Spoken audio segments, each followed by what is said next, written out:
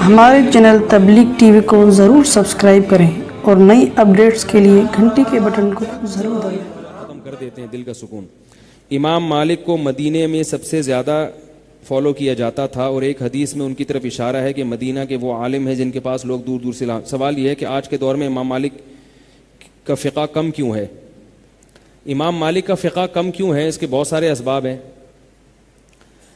اس کا ایک سبب یہ بھی ہے کہ زیادہ تر حکومت جو رہی ہے نا، خلافت، وہ حنفیوں کے پاس رہی ہے، کیونکہ جو کوفہ تھا نا وہ مرکز تھا اسلام کا۔ جب حضرت علی رضی اللہ تعالی عنہ نے کوفہ ہجرت کی ہے تو دارالخلافہ کیا بن گیا؟ کوفہ۔ عبداللہ ابن مسعود رضی اللہ تعالی عنہ کا فقہ اور حضرت علی کا فقہ یہ کوفہ میں پھیلا ہے۔ بات آ رہی ہے سمجھ میں؟ اور مدینہ میں، مکہ میں حضرت عبداللہ ابن عباس رضی اللہ تعالیٰ عنہ کا فقہ پھیلا ہے، اور مدینہ میں انس ابن مالک رضی اللہ تعالیٰ عنہ تھے۔ انس ابن مالک تو بصرہ میں تھے۔ مدینہ میں عبداللہ ابن عمر رضی اللہ تعالیٰ عنہ کا فقہ زیادہ پھیلا۔ اسی وجہ سے امام مالک اکثر حدیثیں بیان کرتے ہیں عبداللہ ابن عمر کی سند سے۔ تو اب یہ جو کوفہ تھا، یہاں حضرت علی کے شاگرد تھے اور عبداللہ ابن مسعود کے، اور یہ مسلمانوں کا مرکز بن گیا تھا۔ تبھی آپ دیکھیں نا، بغداد کا بہت نام آتا ہے، تاتاریوں نے حملہ بھی بغداد پہ کیا تھا، مسلمانوں کا مرکز یہ تھا۔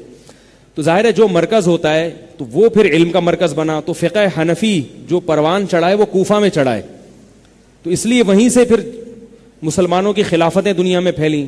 جہاد کرنے جو پوری دنیا میں لوگ جاتے تھے، زیادہ تر وہیں سے جاتے تھے۔ تو اس کی وجہ سے جب جہاد ہوتا تھا، خلافتیں قائم ہوئیں۔ سب سے پہلے جو قاضی تھے دنیا میں وہ امام ابو یوسف تھے، یعنی اسلامی دنیا کے جو سب سے پہلے، بہت 22 لاکھ مربع میل سے بھی زیادہ کی حکومت تھی، اس کے جو سب سے پہلے قاضی بنے ہیں وہ فقہ حنفی کے امام تھے، امام ابو یوسف۔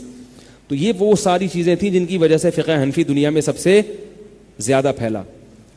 اور امام شافعی کا فقہ جو تھا یہ اس طرف مصر میں اور ملیشیا میں اور یہ جو دوسرے علاقے، تو ظاہر جس کے شاگرد زیادہ پھیلیں گے تو وہ زیادہ ہوگا۔ امام مالک رحمہ اللہ تعالیٰ کا فقہ جو تھا نا، یہ اس لیے بھی کم پھیلا کہ اس میں سادگی بہت تھی، زیادہ باریکی نہیں ہے اس میں، تو یہ اس وقت کے لوگوں کو زیادہ اٹریکٹ نہیں کیا۔ سب سے زیادہ تو باریکی تھی نا جس فقہ میں، وہ فقہ حنفی تھا۔ بہت سارے لوگ جب فقہ حنفی کے دلائل پڑھتے تھے، اس زمانے کی بات کر رہا ہوں، تو وہ فقہ حنفی کو قبول کر لیتے تھے، ان کو زیادہ جاندار لگتا تھا، اور بہت سارے فقہ شافعی پہ رہتے تھے، وہ بھی تھا۔ تو یہ ایک وجہ بنی ہے کہ اس میں گہرائی بہت تھی اور جزئیات بہت زیادہ تھیں۔ فقہ حنفی میں بہت سارے مسائل کا حل ملتا ہے، دوسرے فقہاء کے ہاں بہت سارے مسائل کا حل نہیں ملتا۔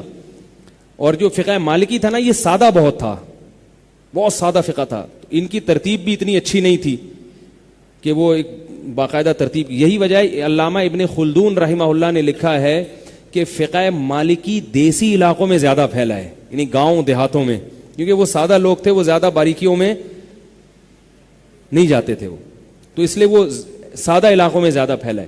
باقی امام مالک کا جو حدیث میں آتا ہے کہ ایک ایسا عالم پیدا ہوگا جس کی طرف لوگ کجاوے کسیں گے، تو جمہور محدثین اسی طرف گئے ہیں کہ وہ امام مالک ہیں، تو ان کی فضیلت کم نہیں ہو جاتی ان کا فقہ کم ہونے سے، اس لیے کہ ان کی جو کتاب ہے حدیث کی وہ بہت زیادہ مشہور ہوئی ہے۔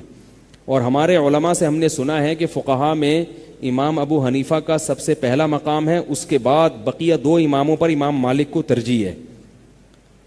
یہ جو فقہ شافعی اور فقہ حنبلی ہے نا، یہ حدیث کے ظاہر کو لیتے ہیں زیادہ، بہت زیادہ گہرائی میں نہیں گئے ہیں، اور مالکی فقہ میں اور حنفی فقہ میں حدیث کے ظاہر کو اتنا نہیں لیا گیا ہے۔ امام مالک نے تو اہل مدینہ کے عمل کو حجت بنایا ہے، کہتے ہیں حدیث میں اگر کچھ ہوگا، مدینہ والے اس کے خلاف کر رہے ہیں تو میں مدینہ کے عمل کو لوں گا، کیونکہ یہ کیسی حدیث ہے جو مدینہ والوں کو سمجھ میں نہیں آئی۔ تو ان کا فقہ میں تو بہت آسانی ہے، اہل مدینہ کی، تبھی وہ ہاتھ چھوڑ کے نماز کے قائل ہیں، حالانکہ حدیث میں ہاتھ باندھنے کا ذکر ہے، لیکن وہ فتویٰ کیا دیتے ہیں؟ نماز ہاتھ چھوڑ کے پڑھی جائے گی، کیونکہ اہل مدینہ ہاتھ چھوڑ کے پڑھتے تھے۔ تو یہ کچھ وجوہات ہیں جن کی وجہ سے